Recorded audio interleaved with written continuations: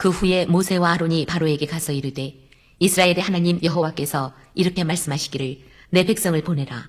그러면 그들이 광야에서 내 앞에 절기를 지킬 것이니라 하셨나이다. 바로가 이르되 여호와가 누구이기에 내가 그의 목소리를 듣고 이스라엘을 보내겠느냐. 나는 여호와를 알지 못하니 이스라엘을 보내지 아니하리라. 그들이 이르되 히브리인의 하나님이 우리에게 나타나셨은즉 우리가 광야로 사흘 길쯤 가서 우리 하나님 여호와께 제사를 드리려 하오니 가도록 허락하소서. 여호와께서 전염병이나 칼로 우리를 치실까 두려워하나이다. 애굽 왕이 그들에게 이르되 모세와 아론아 너희가 어찌하여 백성의 노역을 쉬게 하려느냐. 가서 너희의 노역이나 하라. 바로가 또 이르되 이제 이 땅의 백성이 많아졌거늘 너희가 그들로 노역을 쉬게 하는도다 하고 바로가 그날의 백성의 감독들과 기록원들에게 명령하여 이르되 너희는 백성에게 다시는 벽돌에 쓸 짚을 전과 같이 주지 말고 그들이 가서 스스로 짚을 줍게 하라.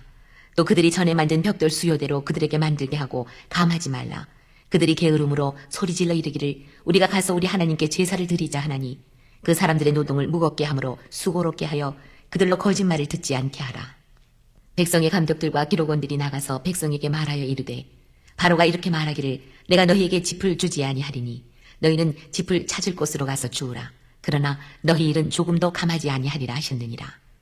백성이 애굽 온 땅에 흩어져 곡초 구루터기를 거두어다가 짚을 대신하니 감독들이 그들을 독촉하여 이르되 너희는 짚이 있을 때와 같이 그날의 일을 그날에 마치라 하며 바로의 감독들이 자기들이 세운 바 이스라엘 자손의 기록원들을 때리며 이르되 너희가 어찌하여 어제와 오늘에 만드는 벽돌의 수요를 전과 같이 채우지 아니하였느냐 하니라.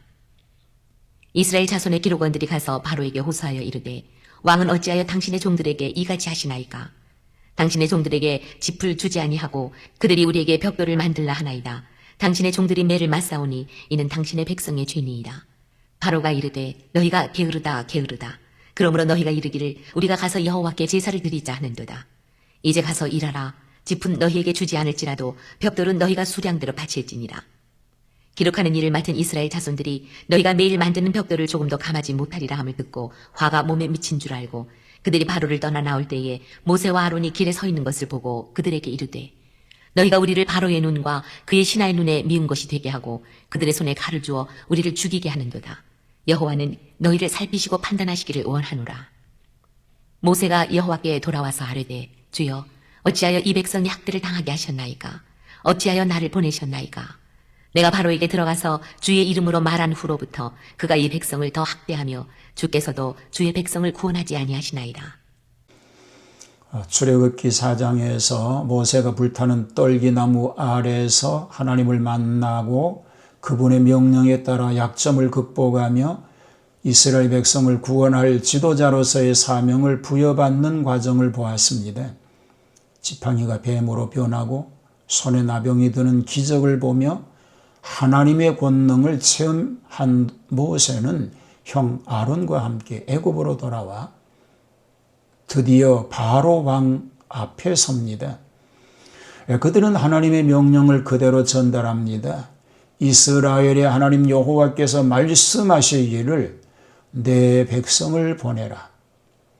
그러면 그들이 광야에서 내 앞에 절기를 지킬 것이니라 하셨나이다.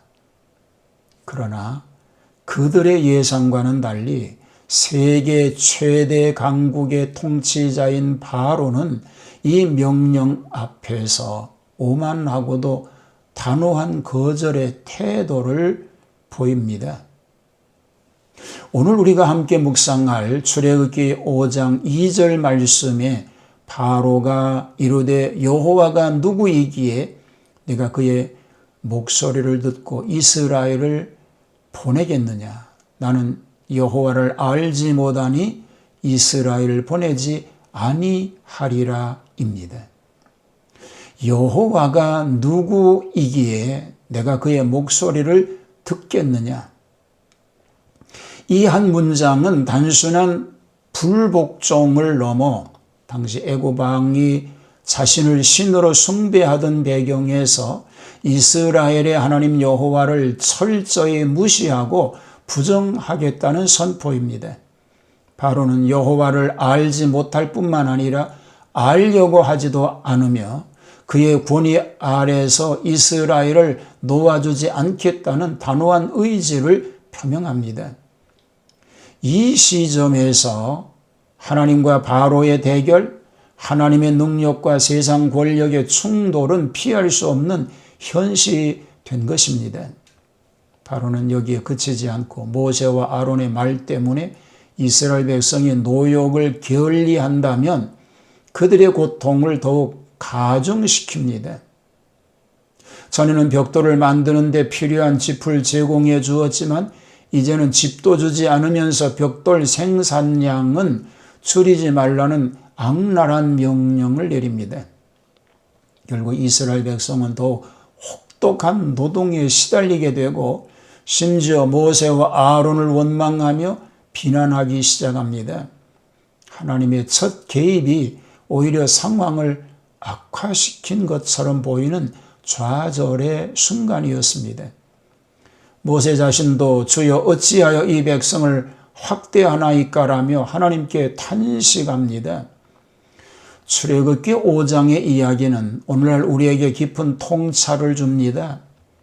우리는 살아가면서 모세처럼 하나님의 부르심에 순종하여 나아갔음에도 불구하고 세상의 강대한 권력 앞에서 좌절을 맛보거나 우리의 기대와는 달리 상황이 더 악화되는 것처럼 보일 때가 있습니다. 하나님의 뜻을 따랐는데 왜 더 힘들지라며 낙심하고 불평할 때도 있을 것입니다. 세상은 여전히 여호와가 누구이기에 내가 그의 목소리를 듣겠느냐며 하나님의 권위를 인정하지 않으려 할 것입니다. 하지만 바로의 오만과 이스라엘 백성의 고통은 하나님의 더 크고 놀라운 구원 계획을 위한 서곡에 불과했습니다. 하나님께서는 바로의 강팍함과 이스라엘의 절규를 통해 당신의 전능하심을 더욱 분명하게 드러내시려 했던 것입니다. 이 대결은 결국 나는 여호와를 알지 못하니라고 말했던 바로가 하나님의 권능 앞에서 무릎 꿇게 되는 거대한 드라마의 시작이었습니다.